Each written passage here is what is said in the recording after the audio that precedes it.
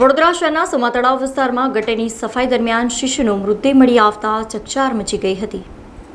વડોદરા શહેરમાંથી ચોંકાવનારો કિસ્સો સામે આવ્યો છે, જેમાં વડોદરા શહેરના સોમા તળાવ વિસ્તારમાં મળતી માહિતી મુજબ ગેસ ગોડાઉનની પાછળ ગટરની સફાઈ કરાવવા માટે વડોદરા મહાનગરપાલિકાના કર્મચારીઓને બોલાવવામાં આવ્યા હતા, જ્યાં ગટરની લાઇન સાફ કરતી વખતે ગટરનું ચેમ્બર ખોલતા એક શિશુનો મૃતદેહ મળી આવતા ચકચાર મચી જવા પામી હતી।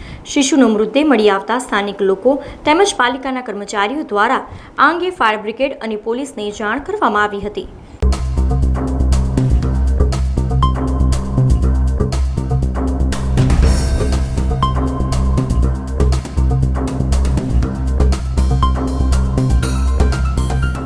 સમાચારોના સતત અપડેટ માટે TNN ન્યૂઝને YouTube પર સબસ્ક્રાઇબ કરી બેલ આઇકોન પ્રેસ કરો અને અમારી સાથે જોડાયેલા રહો Facebook, Instagram અને Twitter ઉપર।